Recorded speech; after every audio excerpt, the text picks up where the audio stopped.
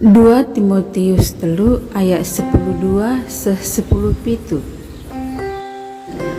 Kalak singgit geluh rikutkan singena ati di bata ibas persadaan ras Kristus Yesus la banci la ngenanami kini seran. Kalak jahat ras penipu rah dekahna rah jahatna itipuna kalak janah ia pe kena tipu. Tapi kam tetaplah dalankan kebenaran sirahna ibas di batanari.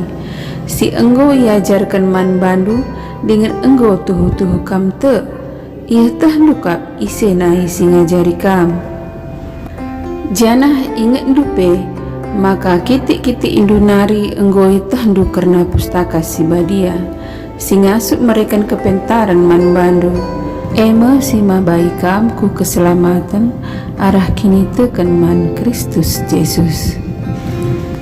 Kerina si tersurat ibas pustaka simbadia rehna ibas di batanari jana erguna ibas ngajari kalak karena si ngena ati di bata mandang si lepak pekena si salah dengan erguna ibas mereka pedah-pedah gelah geluh alu mahuli gelah kalak sinahkan sura-sura di bata cukup syaratna ras ilengkapi guna erbahan kerina perbahanan si mahuli.